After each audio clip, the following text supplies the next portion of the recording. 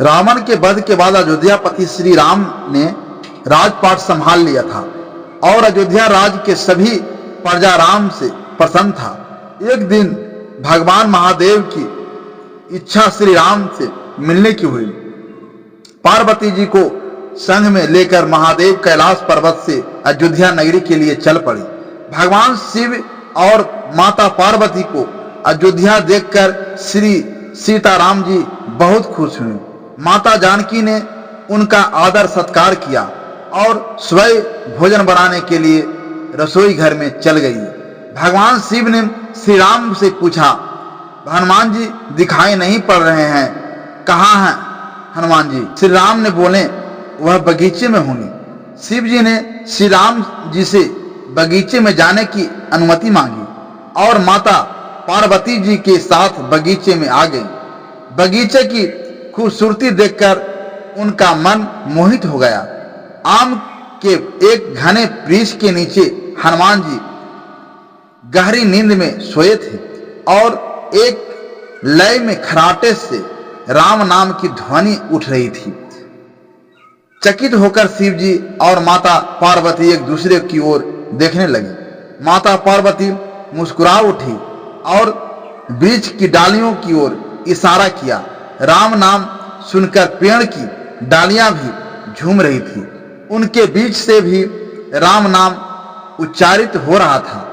शिव जी इस राम नाम की ध्वनि में मस्त मगन होकर खुद भी राम राम कहकर नाचने लगे। माता पार्वती जी ने भी अपने पति का अनुसरण किया। भक्ति में भरकर उनके पाव भी थिरकने लगा। शिव जी और पार्वती जी के नृत्य से ऐसी झंकार उठी कि स्वर्गलोक के देवता गण भी आकर्षित होकर बगीचे में आ गए और राम नाम की धुन में सभी मस्त हो गए। माता जानकी भोजन तैयार करके भोजन करने के लिए इंतजार कर रही थी, परंतु संध्या गिरने तक भी अतिथि नहीं पधारे थे।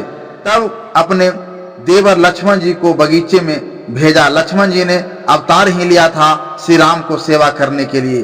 अतः बगीचे में आकर जब उन्होंने धरती पर स्वर्ग का नजारा देखा तो खुद भी राम नाम के धुन में झूम उठे। महल में माता जानकी परेशान हो रही थी कि अभी तक भोजन ग्रहण करने के लिए कोई भी क्यों नहीं आए हैं। उन्होंने श्री राम से कहा, भोजन ठंडा हो रहा है, चलिए हम जाकर बगीचे में से सभी को बुला लाते हैं। जब सीताराम जी बगीचे में गए तो वहां राम नाम की धूम मची हुई थी। हनुमान जी गहरी नींद में सोए हुए थे और उनके खराटे से अभी तक राम नाम निकल रहा था। तब श्री राम जी ने हनुमान जी को नींद से जगाया और प्रेम से उनकी तरफ निहारने लगे। प्रभु को आया देख हनुमान जी शीघ्रता से उठ खड़े हुए। नृत्य का माहौल भंग हो गया। शिव जी खुले कंठ से हनुमान जी की राम भक्ति की सराहना करने लगे। हनुमान जी ने सकुचाए लेकिन मन ही मन खुश हो रहे थे। श्री सियाराम जी ने भोजन करने का आग्रह भगवान शिव से किया। तब सभी लोग महल में भोजन करने के लिए चल पड़े। माता जानकी भोजन परोसने लगी। हनुमान जी को भी श्री राम जी ने पंक्ति में बैठने का आदेश दिया। हनुमान जी बैठ तो गए, परंतु आदत ऐसी थी कि श्री राम जी के भोजन करने के बाद ही सभी लोग भोजन करते थे।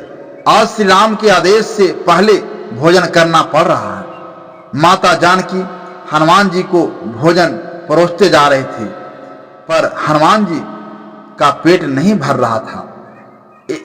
कुछ समय तक तो उन्हें भोजन परोसते रही, फिर समय समझ गई इस तरह से हनुमान जी का पेट नहीं भरने वाला है। उन्होंने तुलसी के एक पत्ते पर राम नाम लिखा और भोजन के साथ हनुमान जी को परोस दिया। तुलसी पत्र खाते ही हनुमान जी को संतुष्टि मिल गया और वह भोजन पूर्ण मानकर उठ खड़े हुए। भगवान शिव शंकर ने प्रसन्न होकर हनुमान जी को आशीर्वाद दिया कि आपकी राम भक्ति जुगों जुगों तक याद की जाएगी और आप संकट मोचन कहलाएंगे। पृथ्वी पर 3 ही रत्न हैं, जल, अन्न और स्वाभाविक मीठी बोली। मूर्ख लोग पत्थर के टुकड़ों, हीरो, मोतियों, मणियों आदि को रत्न कहते हैं। आइए इससे अगले प्रश्न कुबेर का घर से बेहतर समझते हैं। एक साधु विचित्र स्वभाव का था। वह बोलता कम था, उसके बोलने का ढंग भी अजीब था। उनके मांग सुनकर सब लोग हंसते थे। कोई चिट जाता तो कोई उसकी मांग सुनी अनसुनी कर अपने काम में जुड़ जाता था। साधु प्रत्येक घर के सामने खड़ा होकर पुकारता और कहता, माई अंजलि भर मोती देना, ईश्वर तुम्हारा कल्याण करेगा, भला करेगा।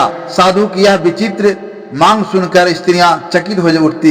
बाबा, यहाँ तो पेट भरने के लाले पड़े हैं, अब तुम्हें इतने ढेर सारे मोती कहां से दे सकता हूं? किसी राजमहल में जाकर मोती मांगना। जाओ बाबा जाओ, आगे बढ़ो। साधु को खाली हाथ गांव निकलते हुए एक बुढ़िया देखा तो उस बुढ़िया ने साधु को पास बुलाया और उसकी हथेली पर एक छोटा सा मोती रखकर वह बोली, साधु महाराज, मेरे पास अंजलि भर मोती तो नहीं है, नाक की नथुनी टूटी तो यह एक मोती मिला है, मैंने इसे संभाल कर रखा था, यह मोती ले लो। मेरे पास एक मोती है, मेरे गांव से कोई खाली हाथ नहीं जाना चाहिए, इसलिए तुम्हें यह मोती सौंप रही हूं, कृपया कर इसे स्वीकार करें, हमारे गांव से खाली हाथ मत जाओ। तब साधु महाराज ने बुढ़िया से हाथ का छोटा सा मोती देखकर साधु कहने लगा, माताजी, यह छोटा मोती है, अपनी फटी हुई झोली में कहां रखूंगा, इसे आप अपने पास ही रखना। ऐसा कहकर साधु उस गांव से बाहर निकल पड़ा। दूसरे गांव में आकर साधु प्रत्येक घर के सामने खड़ा होकर पुकारने लगा, माताजी, प्याली भर मोती देना, ईश्वर तुम्हारा कल्याण करेगा। साधु की यह विचित्र मांग सुनकर वहां की स्त्रियां भी अमित हो उठी। वहां भी साधु को प्याली भर मोती नहीं मिले। अंत में निराश होकर वह वहां से भी खाली हाथ जाने लगा। उस गांव के एक छोर में एक किसान का एक ही घर था। वहां मोती मांगने उसे घर के सामने ले गई। साधु कहने लगा, माताजी, प्याली भर मोती देना, ईश्वर तुम्हारा भला करेगा। साधु ने पुकार लगाई तो किसान सुनकर बाहर आया। उसने साधु के लिए ओसारे में एक चादर बिछाई और साधु से विनती की, साधु महाराज पधारिए, विराजमान होइए। किसान ने साधु को प्रणाम किया और मुड़कर पत्नी को आवाज दी, लक्ष्मी, बाहर साधु जी आए हैं, इनसे दर्शन कर लो। किसान की पत्नी तुरंत बाहर आई। उसने साधु जी के पांव धोकर दर्शन किए। किसान ने कहा, देख लक्ष्मी, साधु जी बहुत भूखे हैं, इनके भोजन की तुरंत व्यवस्था करना। अंजलि भर मोती लेकर पीसना और उसकी रोटियां बनाना, तब तक मैं मोतियों की गागर लेकर आती हूं। ऐसा कहकर वह किसान खाली गागर लेकर घर से बाहर निकला। कुछ समय पश्चात किसान लौट आया। तब तक लक्ष्मी ने भोजन बनाकर तैयार रखा था। साधु ने पेट भरकर भोजन किया। वह प्रसन्न हुआ। उसने हंसकर किसान से कहा, बहुत दिनों का बाद कुबेर के घर का भोजन मिला है, मैं बहुत प्रसन्न हूं।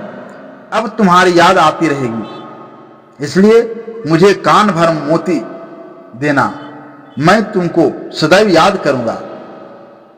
उस पर किसान ने हंसकर कहा, साधु महाराज, मैं अनपढ़ किसान आपके कान भर मोती कैसे दे सकता हूं? आप आज्ञा संपन्न हैं, इस कारण से हम दोनों आपसे कान भर मोतियों की अपेक्षा रखते हैं। साधु ने आंखें बंद कर कहा, नहीं किसान राजा, तुम अनपढ़ नहीं हो, तुम तो विद्वान हो, इस कारण से तुम मेरी इच्छा पूरी करने में समझ रही। मेरी विचित्र मांग पूरी कर होने तक मैं हमेशा भूखा प्यासा हूं। जब तुम जैसा कोई कुबेर भंडारी मिल जाता है तो मैं पेट भरकर भोजन कर लेता हूं। साधु ने किसान की ओर देखा और कहा, जो फसल के दानों, पानी की बूंदों और उपदेश के शब्दों को मोती समझता है, वही मेरी दृष्टि से सच्चा कुबेर का घर है। मैं वहां पेट भरकर भोजन करता हूं।